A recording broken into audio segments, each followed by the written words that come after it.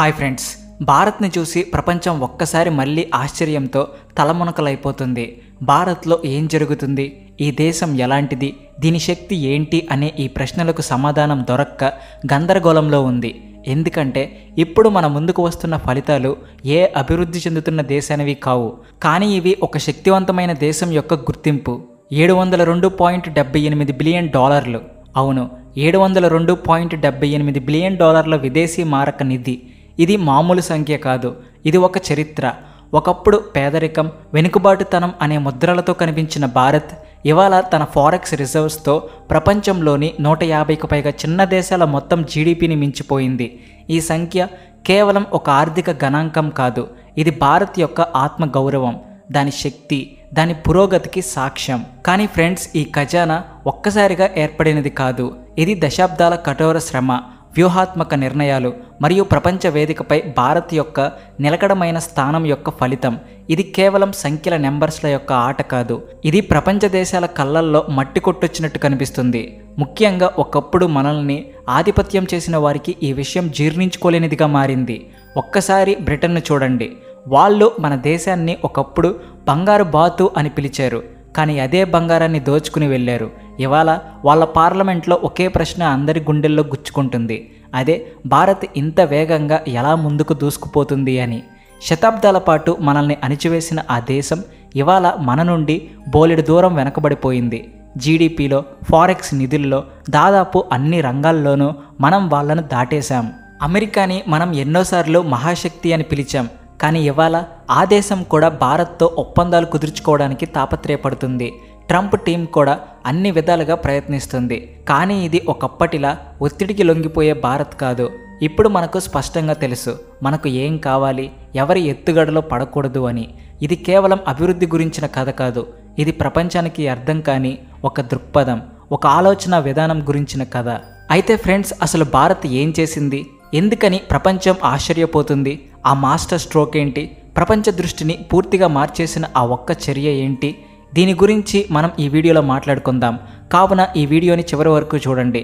అలాగే మీరు మా ఛానల్ని ఇప్పటి వరకు సబ్స్క్రైబ్ చేసుకోకపోతే ఇప్పుడే సబ్స్క్రైబ్ చేసుకుని పక్కనే ఉన్నటువంటి గంట సింబల్ని కూడా యాక్టివేట్ చేసుకోండి.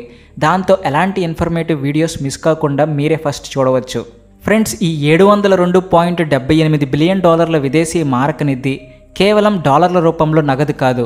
ఇందులో బంగారం, వెండి, యూరో, యెన్, ప్రపంచంలోని దాదాపు అన్ని ప్రముఖ కరెన్సీలు ఉన్నాయి. అంటే మన ఖజానా ఇప్పుడు పూర్తిగా డైవర్సిఫైడ్ అండ్ బ్యాలెన్స్డ్గా ఉంది. అయితే ఈ వైవిధ్యం వల్ల ఒక పెద్ద ప్రయోజనం ఏంటంటే భారత్ ఇప్పుడు ఏ ఒక్క దేశం యొక్క దయాదాక్షిణ్యాలపై ఆధారపడడం లేదు, అలాగే డాలర్పై ఆధారపడడం లేదు, ఏదో ఒక మహాశక్తి యొక్క మూడ్పై మన ఆర్థిక వ్యవస్థ ఊగిసలాడటం లేదు. ఇలాంటి బలమైన సందేశం ప్రపంచానికి వెళ్తున్నప్పుడు ఆ దేశాలు నిశ్శబ్దంగా చూస్తూ కూర్చోవు. గత వారంలోనే మన విదేశీ మారక నిధుల్లో 4.85 బిలియన్ డాలర్ల భారీ జంపు వచ్చింది. అయితే ఇది ఒక్కసారిగా జరగలేదు. ఇది భారత్ యొక్క స్మార్ట్ దౌత్య విధానాలు, ఎగుమతులలో అసాధారణ వృద్ధి అండ్ కరెన్సీ మేనేజ్మెంట్ల ఫలితం. ఇప్పుడు భారత్ కేవలం 5 బిలియన్ డాలర్ల దూరంలో ఉంది ఒక చారిత్రక గరిష్ట స్థాయిని తాకడానికి. ఈ ఊపుతో చూస్తే బహుశా వచ్చే వారమే ఆ క్షణం రావచ్చు. కావున ఈ వార్త ఇప్పుడు టీవీ ఛానళ్లకో, ప్రభుత్వ కార్యాలయాలకు పరిమితం కాలేదు. విదేశీ రాయబార కార్యాలయాలు, వరల్డ్ బ్యాంక్, IMF, పెద్ద పెద్ద గ్లోబల్ ఇన్వెస్ట్మెంట్ బ్యాంకులు అందరి దృష్టి కూడా ఇప్పుడు భారత్ పైనే ఉంది. ఇప్పుడు ఎవరు భారత్ను బలహీనమైన ఆర్థిక వ్యవస్థ అని అనలేరు. మనం ఇవాళ స్థిరమైన, లాభదాయకమైన, నమ్మకమైన దేశంగా కనిపిస్తున్నాం. అందుకే ప్రపంచంలోని అగ్రశ్రేణి కంపెనీలు, అవి అమెరికా నుంచి, జపాన్ నుంచి, యూరోప్ నుంచి భారత్లో పెట్టుబడులు పెట్టేందుకు ప్రణాళికలు వేస్తున్నాయి. ఎందుకంటే వాళ్ళకి ఒక విషయం స్పష్టమైంది, రాబోయే ఆర్థిక అధ్యాయం భారత్ నుంచే మొదలవుతుంది. ఈ నమ్మకం వెనుక ఉన్న బలమైన కారణం మన విదేశీ మారక నిధి మన కరెన్సీని స్థిరంగా ఉంచుతుంది, ఇన్ఫ్లేషన్ను అదుపులో ఉంచుతుంది. ప్రపంచంలో ఆర్థిక సంక్షోభం వచ్చినప్పుడు భారత్కు ఒక రక్షణ కవచంలా నిలుస్తుంది. ఈ నిధి యొక్క ప్రభావం ఇన్వెస్టర్లపై అత్యంత గణనీయంగా ఉంటుంది. ఒక దేశం వద్ద ఇంత పెద్ద బ్యాకప్ ఉందని తెలిస్తే వాళ్లకు ఒక స్పష్టత వస్తుంది. అందుకే జపాన్, కొరియా, అమెరికా, UAE వంటి దేశాల నుంచి పెద్ద కంపెనీలు భారత్లో తమ తయారీ యూనిట్లను ఏర్పాటు చేస్తున్నాయి. దీని ప్రత్యక్ష ప్రయోజనం ఏమిటంటే మన జీడిపి గణనీయంగా పెరుగుతుంది, కోట్లాది మందికి ఉద్యోగ అవకాశాలు వస్తాయి. ఈ పెట్టుబడులు కేవలం ఆర్థిక వృద్ధికి మాత్రమే కాదు, సామాజిక, సాంస్కృతిక, సాంకేతిక రంగాల్లో కూడా భారత్ను మరింత బలోపేతం చేస్తాయి. మరోవైపు పాకిస్తాన్పై దృష్టి సారిస్తే పాకిస్తాన్ పరిస్థితి పూర్తిగా వేరే కథ చెబుతుంది. వాళ్ళ విదేశీ మారక నిధులు 10 నుంచి 12 బిలియన్ డాలర్ల కంటే దిగువకు పడిపోయాయి. మనం ఎంత ఎత్తుకు ఎగిరామో వాళ్ళు అంతే లోతుకు పడిపోయారు. ఇవాళ పాకిస్తాన్ IMF ముందు చేతులు చాచి నిలబడితే భారత్ యొక్క 702.78 బిలియన్ డాలర్ల నిధి వాళ్లకు ఆర్థిక రాజకీయ రియాలిటీకి చెక్లా కనిపిస్తుంది. ఈ పోలిక కేవలం సంఖ్యల గురించి మాత్రమే కాదు, ఇది ఒక దేశం యొక్క దృఢ సంకల్పం, విధానాలు మరియు దీర్ఘకాలిక దృష్టి గురించి మాట్లాడుతుంది. ఒకప్పుడు మనకు అమెరికా నుంచి గోధుమలు తెచ్చుకోవాల్సి వచ్చేది, యూరోప్ నుంచి ఆహారం రవాణా అయ్యేది, PL 480 వంటి పథకాల కింద మనకు దాదాపు భిక్షలాగా ఆహారం అందేది. ఆ భారత్ ఇవాళ ప్రపంచంలోని పెద్ద ఆర్థిక వ్యవస్థలను ఆశ్చర్యపరుస్తుంది. ఈ విదేశీ మారక నిధి కేవలం డబ్బు కాదు, ఇది మన ఆత్మ గౌరవం యొక్క విజయం. 1947లో స్వాతంత్రం సాధించినప్పటి నుంచి మొదలైన ఈ ప్రయాణంలో ఇది ఒక మైలురాయి. ఈ ఖజానా కేవలం ఆర్థిక శక్తిని సూచించడం లేదు, ఇది భారతీయుల ఆత్మవిశ్వాసం, కఠోర శ్రమ మరియు దేశం పట్ల అచంచలమైన భక్తిని ప్రతిబింబిస్తుంది. ఫ్రెండ్స్, ఇప్పుడు ఇది కేవలం అభివృద్ధి గురించి మాత్రమే కాదు, భారత్ ఇప్పుడు ఒక చరిత్ర రాస్తుంది, రాబోయే దశాబ్దాల పాటు గుర్తుండిపోయే చరిత్ర. IMF, వరల్డ్ బ్యాంక్, MDES వంటి సంస్థలు ఇప్పుడు భారత్ అత్యంత నమ్మకమైన వృద్ధి చెందుతున్న దేశమని ఒకే మాట చెబుతున్నాయి. అయితే ఈ నమ్మకానికి మూలం ఈ విదేశీ మారక నిధి. ఈ నిధి మన కరెన్సీని స్థిరంగా ఉంచుతుంది. ఇక బ్రిటన్ పరిస్థితి గురించి అందరికీ తెలుసు. బ్రెగ్జిట్ తర్వాత వాళ్ళ ఆర్థిక వ్యవస్థ కుదేలైంది. ఇప్పుడు ఇది కేవలం ఒక పేరుగా మిగిలింది, నిజానికి అది కష్టాల్లో కూరుకుపోయిన ఆర్థిక వ్యవస్థగా మారింది. ఒకప్పుడు మనల్ని బానిసలుగా చేసిన ఆ బ్రిటన్ ఇవాళ మన విదేశీ మారక నిధులతో పోలిస్తే 4 రెట్లు వెనకబడింది. వాళ్ళ నిధి 180 బిలియన్ డాలర్ల సమీపంలో ఉంటే మనది 702.78 బిలియన్. ఆలోచించండి, మన ఖజానాపై రాజ్యమేలిన వాళ్ళు ఇవాళ మన సంఖ్యల ముందు సతమతమవుతున్నారు. అయితే మరోవైపు అమెరికా ఇప్పటికీ మనల్ని తమ షరతులపై నడిపించాలని ప్రయత్నిస్తుంది. కానీ ఇప్పుడు ఉన్నది నిశ్శబ్దంగా తలవంచే ఆ పాత భారత్ కాదు. మనం ఇప్పుడు ప్రతి దేశంతో సంబంధం నిలుపుకుంటాం, కానీ మన షరతుల మీద.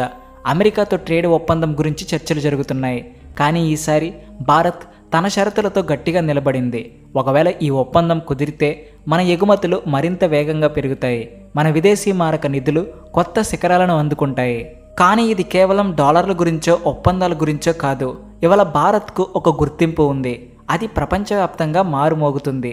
G20 సమావేశాల సారథ్యమైన, ఐక్యరాష్ట్రాలలో మన పెరుగుతున్న పాత్ర అయిన భారత్ ఇప్పుడు పేద దేశం కాదు. మనం ఇప్పుడు టేబుల్పై సమానంగా కూర్చుని మన భాషలో మాట్లాడతాం. ఈ గుర్తింపు కేవలం ఆర్థిక రంగంలో మాత్రమే కాదు, ఇది రాజకీయ, సామాజిక, సాంస్కృతిక రంగాల్లో కూడా భారత్ యొక్క శక్తిని ప్రదర్శిస్తుంది. రాబోయే ప్రయాణం కూడా స్పష్టంగా ఉంది.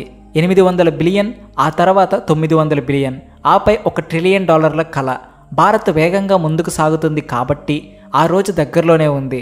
ఆ రోజు వచ్చినప్పుడు భారత్ నిధి $1 ట్రిలియన్ దాటినప్పుడు ఆసియాలో అసలైన టైగర్ ఎవరో ఎవరికి చెప్పాల్సిన అవసరం ఉండదు.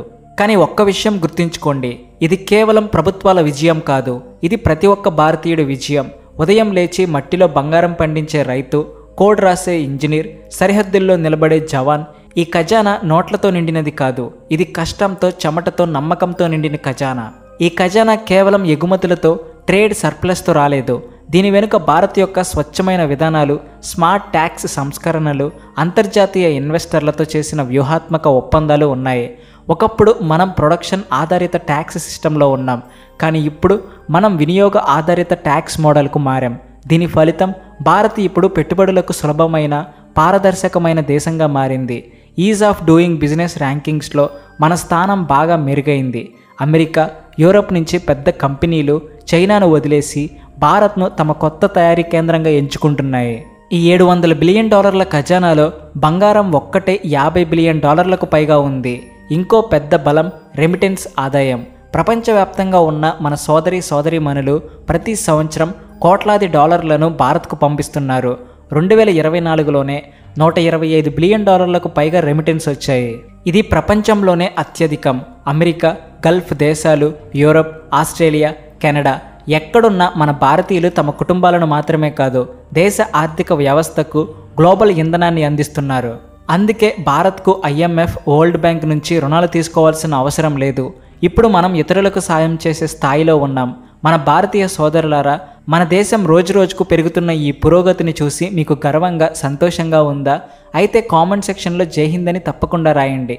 ఈ వార్త ఎంతో కష్టపడి రీసెర్చ్ చేసి మీ ముందుకు తీసుకొచ్చాం. మా కృషిని అభినందించాలంటే ఈ వీడియోని లైక్ చేసి ఛానల్ను సబ్స్క్రైబ్ చేసి మీ స్నేహితులతో షేర్ చేయండి.